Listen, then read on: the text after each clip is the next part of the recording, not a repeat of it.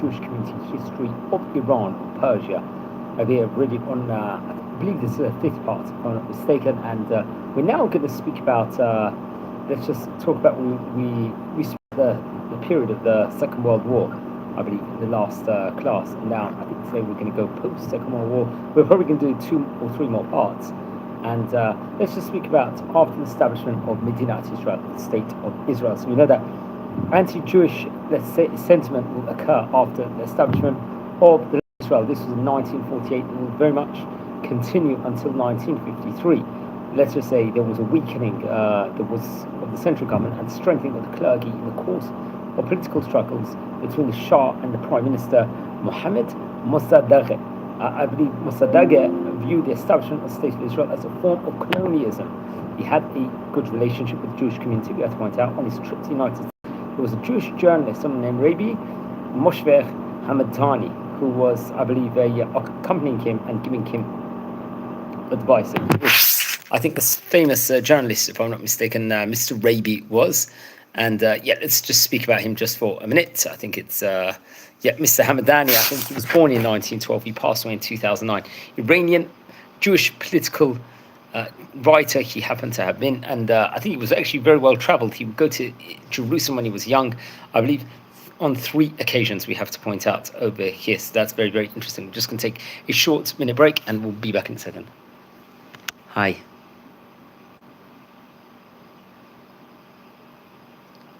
Okay, I'm going to go up and switch it off. 1 second. Okay. Yeah, sorry about that. I'm going to have to take a break just in a minute time. Let's just say something that Mr. Hamadani, he also would learn in the Alliance Israelite Universal School, I think in Hamadan, if I'm not mistaken. Obviously, he'll be fluent in French over there. And especially while he was a teenager, he would start publishing memoirs.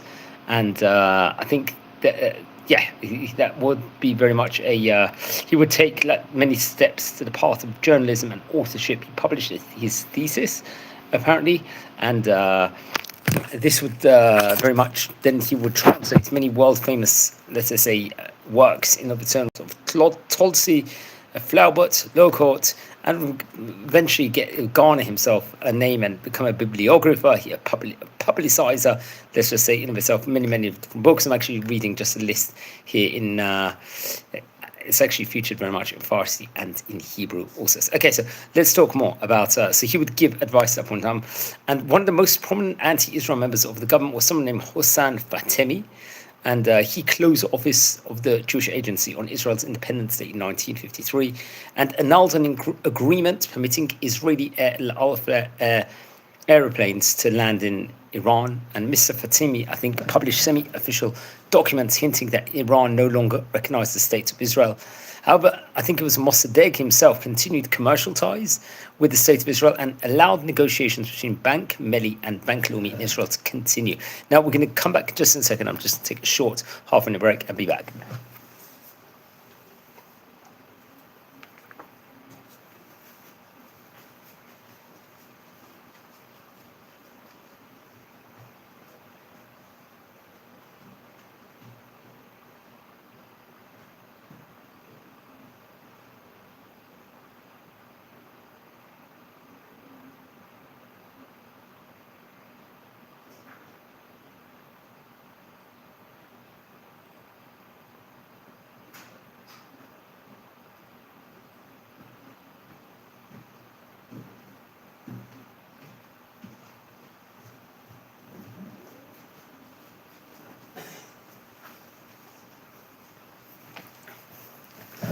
Thanks, everyone, for the patience. We are exploring the Jewish community history of the country of Iran over here. So let's talk about the 6-day war we knew between Arabs and Israel in 1967 will create, let's say, more tense environment for Persian Jewry. I think during this time, the synagogues in Shiraz would remain closed for as many as 10 weeks until Tisha B'Av.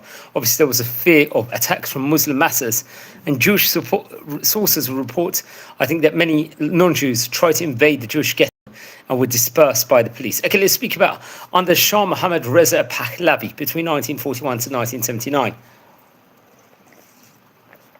After, let's say, the 1953 deposition of Mossadegh, the reign of the Shah Mohammad Reza Pahlavi was, let's say, a more prosperous a period for the Jewish people of Iran. I think in the 1970s, only 10% of Iranian Jews were seen as impoverished. I should say 80% were middle class, and 10%, as many as that, were considered wealthy. And Jews accounted for only a small percentage of Iran's population. Come what 1979, they comprised 2 of the 18 members of the Iranian Academy of Sciences, 80 of the 4,000 university lecturers, 600 of the 10,000 physicians nationwide. And it was an improvement in economic, let's say, prosperizations because of the close relations between the Shah and the state of Israel. That was very much connected, seen as. And so there'll be this dramatic improvement, let's just say, in Iran in the short few years over there.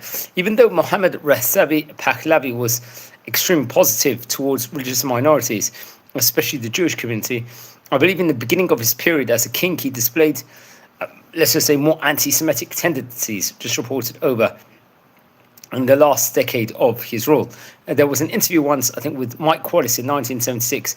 The Shah spoke of a highly organized and influential Jewish lobby in the United States that controls banking, politics, and media, and is pushing people around the interests of Israel. That's what's reported over here from Wikipedia. Someone named Yosef Cohen, he was the last Jewish representative of the Iranian Senate, describes in his memoirs that Shah became, let's say, more suspicious of the Jewish community in his final years because there was international global criticism about, let's say, lack of freedom in Iran and military style of government that came from Jewish authors, as I say. The Shah, according to Cohen, Mr. Cohen, displayed a remarkable intolerance and annoyance by the Jewish community in his last annual visit in March 1978 with the community leaders. And I think Mr. Cohen describes that Shah believed that there is an international, let's say, Jewish conspiracy against him to end his reign as a king. That's what's reported over here, just reading from Wikipedia. I think it was in summer of 1978, 7,000 Jewish people protested against the Shah in Ashura protests.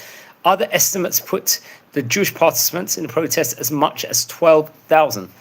I think almost all the religious leaders of the Jewish community, such as Rabbi Yedidia Shofet, Rabbi Uriel Davidi, Rabbi David Shofet, and Rabbi Hamadani Kohen, Rabbi Balnes, Rabbi Yader Garen, they would participate also in the protest reported over. There were non-religious leaders of the Persian Jewish community, such as Aziz Daneshrad and Harun Yeshayai and Yaqub Barakhodar, Hushang Melamed, Manushu Eliasi, and Faragans Hasidim also would participate, I believe, in these protests over there at that point in time. We have to point out. So it's very, very interesting. So, just to point out, we're going to speak about some of these rabbis in due course, hopefully, at one stage in time in this series. The most important Jewish supporters of the revolution were something called the Association of Jewish Iranian Intellectuals, reported over. I think in 1978, the AGJ, I think II, if I'm not mistaken, magazine, Tammuz, started writing in support of the revolution.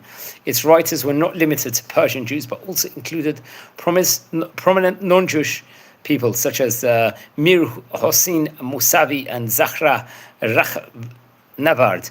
And I think the charter itself was very close to ideas of the revolution. It declared that AJII was at war with imperialism in all its forms, including Zionism. And furthermore, the AJII's charter declared that the organization was at war with racism, including anti-Semitism. I think there was a Dr. Sapir hospital. It was the only Jewish hospital in Tehran, was instrumental in helping, let's say, the wounded revolutionaries. At that point in time, most of the public hospitals would report the wounded revolutionaries to SAVAK, but Dr. Sapir's hospital was the only one to treat without, let's say, informing the SAVAK agents in itself. And Dr. Sapir's hospital's actions were so instrumental, let's say, that the Ayatollah Khomeini himself wrote a personal note thanking the hospital for its help after the revolution succeeded. I think in November 1978, leaders of the Jewish community would meet the Ayatollah Talakani, if I'm say, I hope I pronounce his name correctly, and pledge their support for the revolution. And come 1978, the leaders of the Jewish community met with Ayatollah Khomeini in Paris and declared their support for the revolution.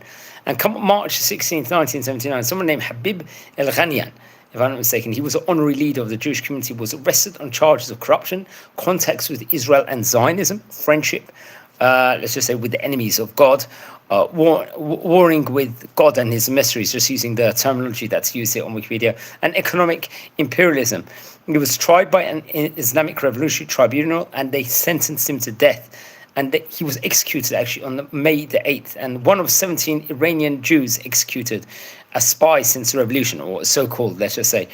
And this will brought upon the condemnation of international Jewish organizations such as the World Zionist Congress, the Anti-Defamation League, and the Jewish senator, someone named Jacob Javits, condemned the execution and asked the US government to implement sanctions against Iran at that stage in time. So who was Mr. Habib El-Ghanian? I think we've spoken about him in maybe the previous video. He lived between 1912 before he was murdered in 1979. He was a very prominent Jewish businessman and a philanthropist, and I believe he was a president of the Tehran Jewish Society, and was seen as a symbolic head also of the Iranian Jewish community, especially in the 1970s. That's something I had to point out. And he established actually a plastics manufacturing factory in Tehran, which would become the largest and most technologically advanced plastics manufacturer in Iran. Interesting enough, and he was known for his entrepreneurial accomplishments, we have to point out over there, but he was a pillar of the Jewish community. And that's something. I think eventually he was initially buried in unmarked grave in Tehran's Beth Taya Jewish cemetery, and I think a modest tombstone was later placed on his grave, making no reference to his execution. That's something we have to point out over there. So he was famous, let's say, a pillar of the society in Iran. That's something very much we have to point out over here. Okay. So 3 days after this execution, a group of Jews led by Rabbi Yedidia Shofet went to Qom and met with the Ayatollah Khomeini. Khomeini stressed that he differentiates between Zionism and Judaism and does not believe in common belief that all Jews are Zionists. And the next day, the Eta La'at newspaper titled that we do not believe that all Jews are Zionists. 1 week later, someone named Sergio Klarsfeld went to Iran and met with Ibrahim Yazdi. Yazdi promised him that no Jew will be executed in Iran because of their Zionistic beliefs. Klarsfeld left Iran after a few days of investigation and made a documentary in which he iterated that the Iranian government has executed El-Ghanian because of his Jewishness. And come May 1979, I think the 18th of May, a group of Zionistic leaders went to the Iranian embassy in Washington and met with Iranian delegates. And I think in this meeting, the Iranian representative Al-Ago stated that Iranian government does not believe that Iranian Zionists, let's say, are traitors in its own right. Okay, so we're going to speak about more current day, I think, in the next episode over here. So I wanted to speak more about some more famous rabbis of that point in time. So that's something very much. Everyone, you're tuning in live at the moment. Welcome to our community over here as we are exploring the Jewish community history here in Iran. That's something that we have to point out over here. And I believe that we're already on part number 5, if I'm not mistaken. Now, let's say a few words. We spoke about, I think, Rabbi Cheskel Chaim Cohen lived between 1914 to 1974 in the previous class, if I'm not mistaken. Let's speak about Rabbi Moshe Chai Cohen Yazdi Aaroni. He lived between 1896 to 1957. He was a famous figure. I think Yud Gimel Tishrei was his Hilula, if I'm not mistaken. He was actually from Kermanshah, if I'm not mistaken. And I think they were actually displaced from Yazd, and they would go to Israel at that point in time. And on the way, I think they went Kermanshah. He actually learned also in Alliance school system and was ordained as rabbi and became, let's say, a spiritual leader of the Jewish community in Kermanshah, if I'm not mistaken. He would, I think, get married to someone from the Hakim Zadeh family, if I'm not mistaken. And he would earn his living as a wholesale trader, and would work as an accountant and have a large trading house, and was subsequently also multilingual in many languages.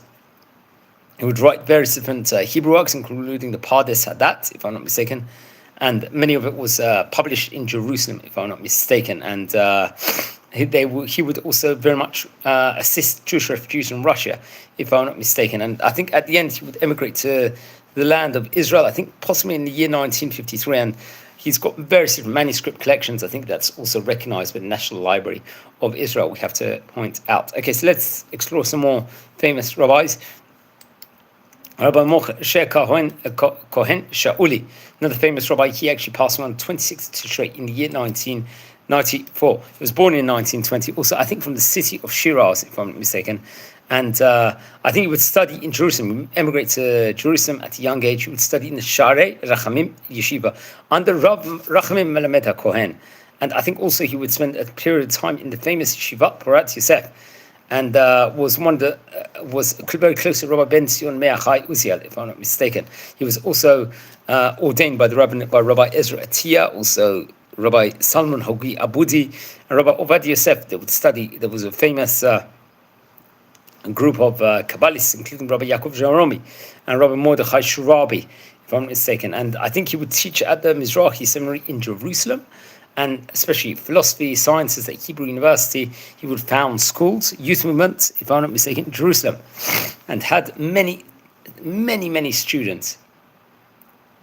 If I'm not mistaken, he would also found the Shaoli Synagogue, a seminary in Jerusalem. He was close to Rabbi Yitzhak Herzog, also was a chief rabbi, Ashkenazi one, of Israel, we have to point out. And we did speak about his son, Rabbi Benjamin Cohen Shauli, who died, I think, in a car accident, only 28 years of age. He was actually, if I'm not mistaken, the starter of a school in the Yavne district, if I'm not mistaken. So that's very interesting. That's something that we have to point out. So, he was famous rabbi of his time. Rabbi Shauli was. Let's explore some more famous rabbis from Iran.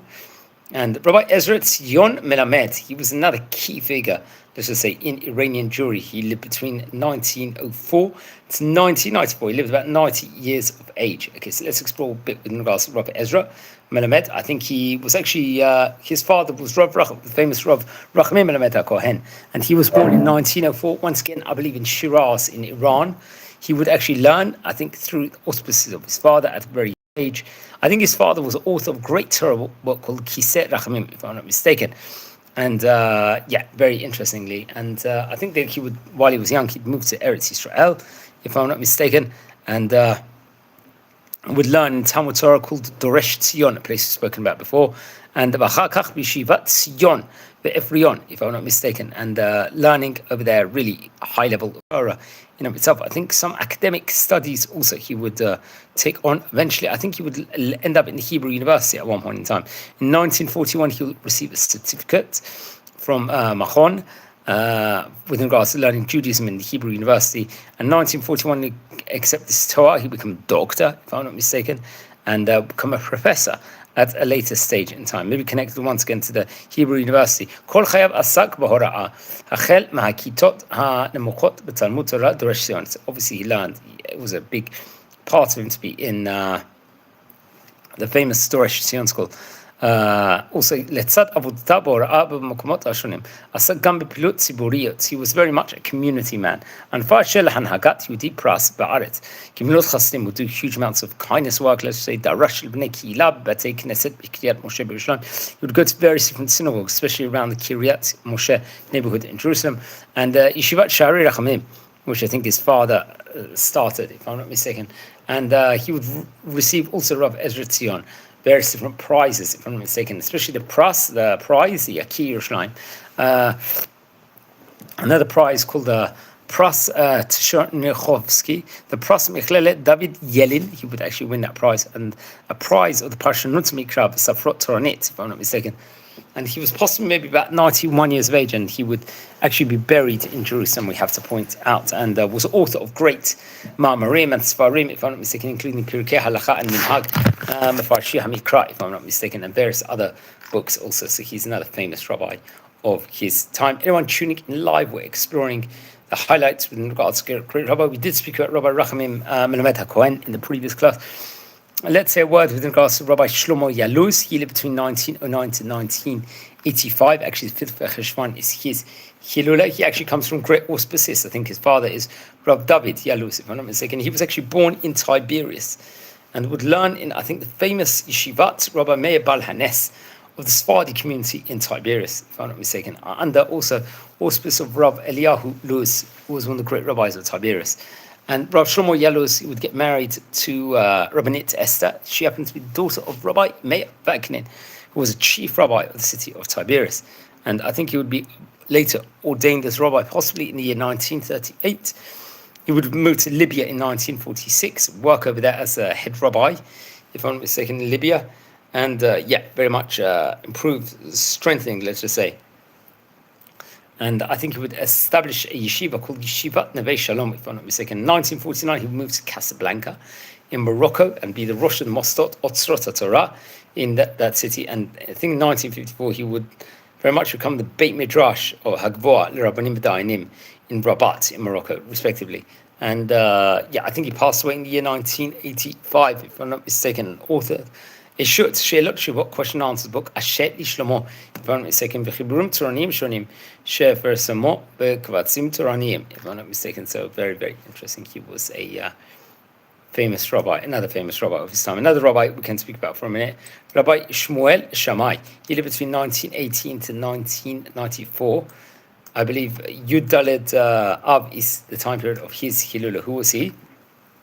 We're going to explore just a couple of highlights with regards to this great rabbi we have to point out. Okay, so Rav Shmuel Shammai actually came, I think his father was Rav Moshe Shammai, if I'm not mistaken. He was born actually in Yazd in Iran and learned Torah under the auspices of Rav Moshe Shammai, his father. And it was apparent the greatness in his Torah level in itself. And very, very interesting. I think at one stage in time, he would also open a shop. I think if I'm not mistaken, he was an educator in a school, I think possibly in Yazd. Very point in time, he would move with his family to Israel, the establishment of the state of Israel. Would live in Jerusalem over there. And very, very interesting. With I think 1973, he'll bring out his book, the Divrei Shmuel, if I'm not mistaken, which includes various different drashot, especially from his father, Rabbi Moshe Shammai. And I think he passed away in 1980. His book would come out in 1985, the Avi Yada, if I'm not mistaken.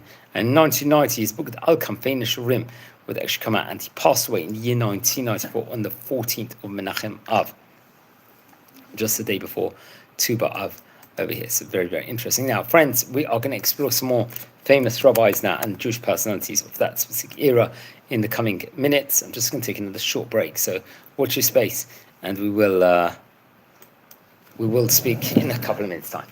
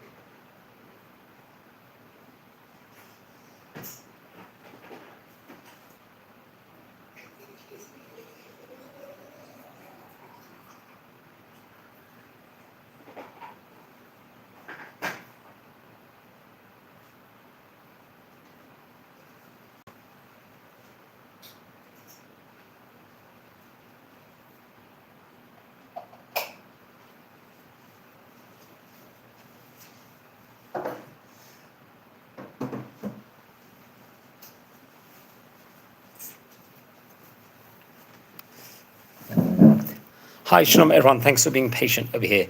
And we're exploring some of the famous Jewish personalities, rabbinic personalities of Iran of yesteryear now at the moment. So we're going to speak about more rabbis that really shape at that stage in time. Let's speak about a few rabbis. We're going to try and do this quite quickly. We're going to have more shirim and classes. There's Rabbi Natan Eli Yehoshua, who was a famous rabbi also. Would also, I think, learn in the Alliance school while he was young. He would learn, I think he would learn maybe in college. He will get, let's say, significant achievements in financial in of itself, and would embark on a journey to Jerusalem. And he would enroll in Hebrew University. And then, obviously, time period of the Second World War erupting in Europe. And he would work in an office belonging to the British as a translator and remained employed in this position until the end of the war. Now, I think he was invited by the late Rabbi Levi, the founder of Osar Torah, to collaborate, let's just say, in this cultural institution in Israel. Osar Torah was more of a religious Jewish school network. Rabbi Yeshua Natan Eli would find work with this cultural group. In 1947, he, along with Aryeh Peak, I think they work on behalf of Rabbi Levi, who was the head of Osar Torah, let's just point out, at that point in time, and arranged, let's say, teacher training for many of the new teachers in these schools. A very important job. He got married to Rabbi Yeshua Natan Eli, I think, in 1948. He would have 3 sons and a daughter, if I'm not mistaken. And very, very interesting enough. So he was multilingual. He knew many, many different languages and will play a vital, significant role as a spiritual head of the Osar Torah school, if I'm not mistaken, really imbuing in Torah. And I think he passed, after Rabbi Levi passed away, or the founder of Osar Torah, I think with that sudden heart attack in 1962, it would be Solomon Cohen Zadke would also pass away with illness. And now the Global Osar Torah would institute Dr. Norman Paris as head of Tehran's Osar Torah, who would then appoint Rabbi Natan Eli as a secretary also, which was a very prominent position. And would do huge amounts, let's just say, of its own right. And he was known as a great religious educator. And I think passed away in the year 2005, if I'm not mistaken, he did. Now, the famous Rabbi Yosef Haim Hamadani Cohen, who was born in 1922, another religious, famous rabbi from Yazd. He would also learn in the Alliance school in Yazd, also at that point in time. And I think it was his father and grandfather who would very much help him on the spiritual front within regards to education. He would learn more religious education in Yazd Yeshiva, the Mektabe de Mola Davud, if I'm not mistaken, and would excel in his studies in Jewish Sharia, which included an interpretation of Torah, Mishnah, and Gemara. When he was 18, Mr. Hamad would move to Shiraz and would pursue, let's say, more advanced religious studies over there, mastery of Jewish religious sciences, let's just say, and become a proficient shochet. And in Yazd, he would embark on a teacher training. You can see how much would actually come from it. And I think he would get married to Rabbanit Nargis, who was a member of the Rehanian family in 1946. As I said before, they would have, I think, 3 sons and 3 daughters, I believe. It would really be in the mid-1960s, the Iranian Jewish community in Yazd would start shrinking and migrate to other places also in of itself. And I think Rabbi Yosef, together with his family, would emigrate to Tehran to expand further activities, I think, in 1977, and they would settle in the house of Paula Khubi neighborhood, if I'm not mistaken, and would get necessary permits, establish an office for marriage and divorce services. He used one room of his house as a notary office, simultaneously, I think, served the Jewish community along with other scholars, and obviously doing more community needs. And I think in 1993, there'll be the emigration of the religious leader of the Iranian Jewish community, the late Rabbi Uriel Davidi, and Rabbi Yosef Hamadani Cohen was accepted as religious leaders of the Iranian Jewish community at that point in time. And this recognition was made official by the Iranian Jewish Committee's Board of Directors and assumed responsibility for leading the Bet Din Assembly and, let's say, presiding of the Conflict Resolution Council.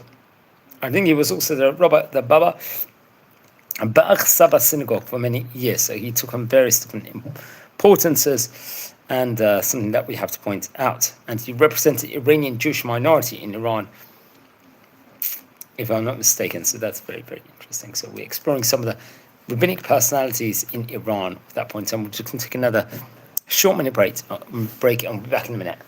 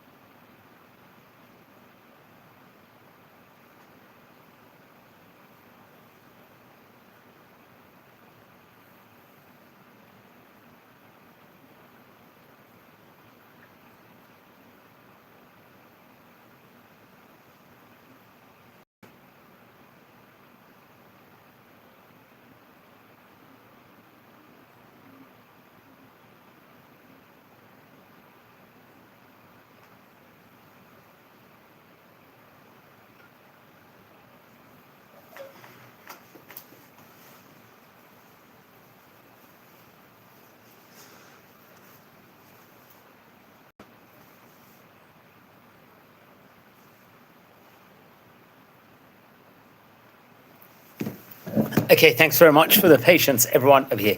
We're exploring the history of the Jewish community of Iran. Let's say a word with regards to Rabbi Musa Zaghari, and the famous rabbi.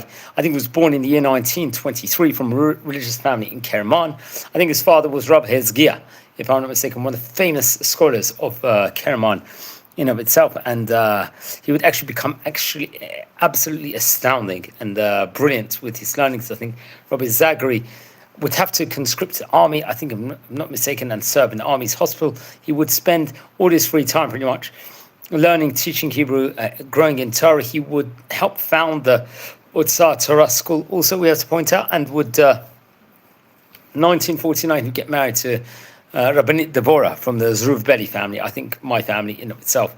And yeah, very much the six boys that would have really follow and become great in the family's footsteps, and great rabbis in Iran also, you have to point out. So very interesting. He was also known as Adon Zaghari, participate and be featured in educational seminars, we have to point out, and had a great sense of humor, remarkable personality, and yeah, and great patience also with all students, regardless, let's say, of their specific opinions, we have to point out. I think in 1973, Rabbi Musa Zaghari will become a director board of the Cultural Assembly of the Utzah Torah School, if I'm not mistaken, and he was one of the pioneers of translation when it comes to Hebrew and religious textual information, if I'm not mistaken. But he was a very, very great rabbi of his time. That's another rabbinic leader we should speak about. Let's say a word with regards to Rabbi Azar Eidan Akian, if I'm not mistaken. I hope I pronounced the name correctly over here. Rabbi Yedidia Azar. So he was from an area called Sanadaj, and then eventually would go to Israel and New York, And his journey was filled, let's just say, with great scholarship, dedication. He was a headmaster to rabbinical authority, assisting the Jewish community wherever he was. He would establish New York's first Bet Din for Sephardic Jews, and his life, let's say, shaped Jewish education and culture across communities over several generations. Someone we have to point about. Rabbi Yedidia Azar Akian was actually born in 1931 in Sanadaj, and obviously in a very, like say, religious family in of itself, and a very devoted family in of itself. His father, Rabbi Yehudiel, was a revered scholar, and I think held the positions of a religious leader for the Jewish community in Kurdistan for many years, if I'm not mistaken. Even, let's say, great respect with the community. Let's just point out, this rabbi also would have education from the Alliance School, and would later on attend the Shachbor High School in Sanadaj, if I'm not mistaken, and his father would very much sit with him and guide him pretty much in all aspects, including the Torah, Mishnah, Gemara, and other, let's say, religious textual information. And very, very interesting. So we're going to speak more about him also, I think, in another later video, but he was known as a public speaker, writer, and so on and so forth. We have to add on over here. Anyone tuning in live, welcome to our community as we're exploring a few of the highlights of great rabbi's life, who's based in Jerusalem, we have to point out. So let's speak about a few more rabbis. Rabbi Yunas, I believe the family's name is Hamami, or Hamimi, I'm not too sure, however it happens to be spelled, so that's very interesting. So who was he, or who is he? We're just going to get some information at the moment with regards to him. He was actually born from a religious family from Yaz. His father was Musa Hamami, who was a famous merchant in the Yaz Bazaar, and was very active in the synagogue, let's just say, in himself, and will be very, very, let's say, important to speak about him, or maybe speak to him at a later change in time. So very, very interesting over here, friends.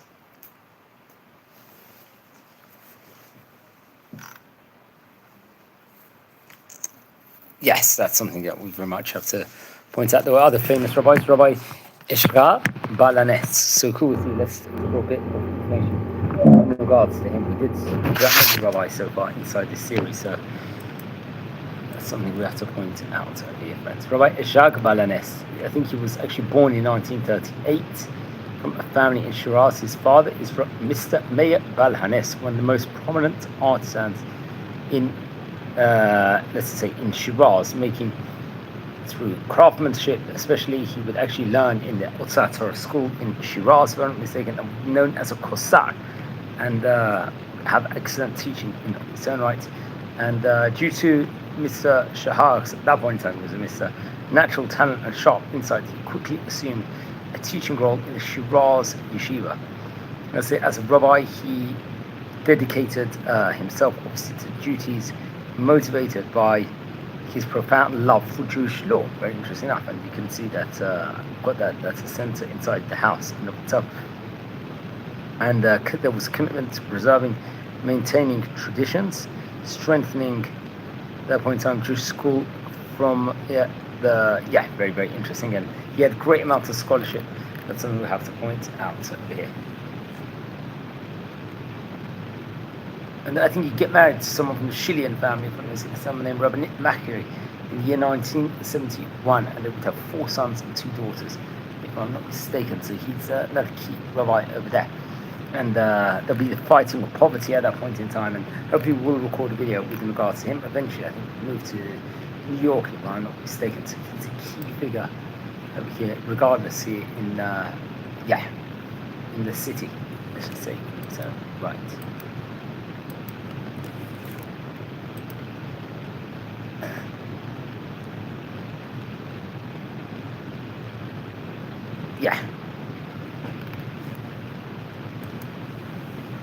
So it happens to be we're exploring a few of the biographies of famous rabbis and personalities of yesteryear inside the Iranian Jewish community over here. Let's speak a word in regards to Mullah Yosef Dei Lamani, if I'm not mistaken. I think that was his name. He was another key, let's just say, rabbinic leader in its own right. Yosef Dei Lamani, if I'm not mistaken, he had a powerful story of dedication, impact to the Jewish community, and very much also being from Iran. I think he was actually from Mashhad, if I'm not mistaken, and was born in 1901, and would see, like, let's say, robust debates that going on with regards to Mashhad and other neighboring countries, if I'm not mistaken, and he would get various educational opportunities would come about the whole time for him, and he would get his primary education, I think, in the Kamaliya school, and later on, I think he would study Persian and Arabic studies at the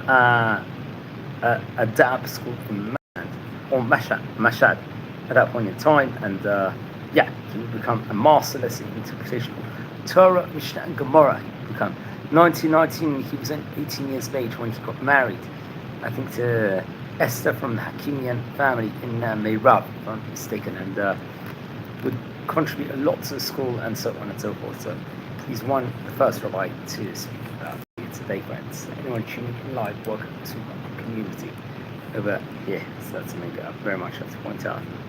I'm going to get into a good mood.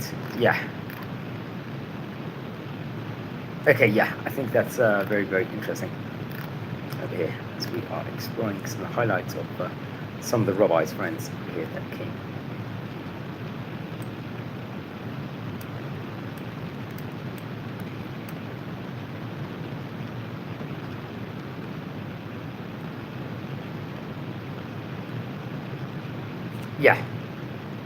So just analysing for a minute, we will explore a few more highlights of some more rabbis over here from Iran in its own right. So let's say a word. So we're just speaking about the greatness in regards to Rabbi Yedidia Azar e Ahyan, if I'm not mistaken, just to be precise in regards to his name. There's many rabbis we can explore that, and the 7 Dorim website, definitely without doubt, is something very, very special we have to point out.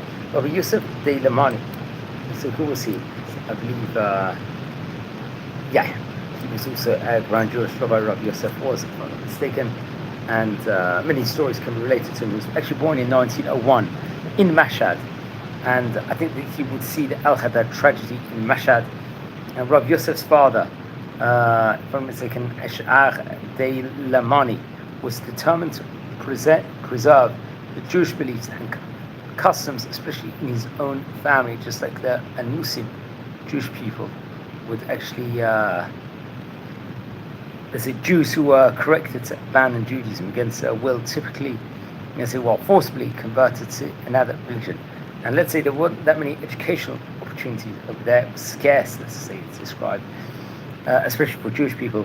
Mr. Joseph would actually begin his primary education at the age of at the age of 7, at the famous Kamaliya school, if I'm not mistaken, and then later on, eventually, would end up in the religion in a big manner. This is something that I very much have to point that out over here in regards to everything else. Can I catch from the other side? Very interesting. So we're just all going to have a meal now, so that's something we have to point out. Everything, obviously, is fine. Just get some more, let's say, opinions over here. Migration to Tehran. I think in 1988, Rabbi Balanes, would actually move to Tehran and become a respected figure, let's just say, in the Persian community over there. That's something we very much have to point out. But Rabbi Mola Yosef de Lamani, I don't know if we spoke about him per se. Rabbi Yahub Nagari. So who was Rabbi Yahub? Let's speak about him for a minute. Another great rabbi, and he happens to be. Originally, he was in Iran's military, and I think he would garner religious leadership and profound scholarship. He was seen as an amazing talent of important textual information in the return. Right, and Mr. Nagari was born in 5670. That's year 1910, if I'm not mistaken. Yes, that's very, very interesting. Education, I think you would attend Rabbi Yahub would, once again, Alliance school networking system, and would have interfaith knowledge. Also, we have to point out he was very much a people's person.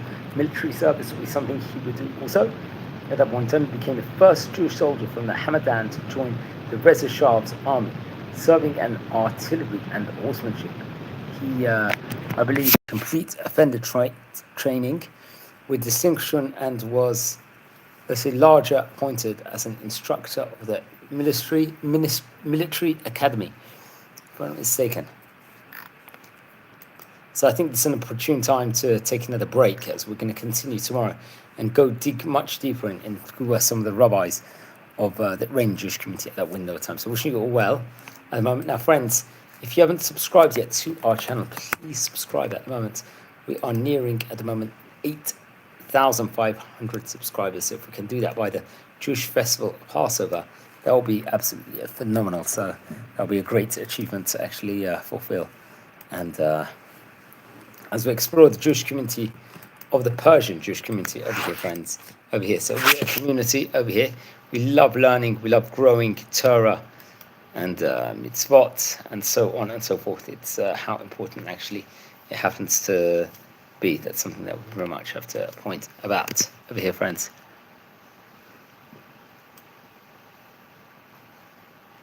Yeah, so please don't forget to subscribe to the channel. Once again, join, learn, get inspired, and so much more can be said within regards to this. So wishing you all a good day and thanks.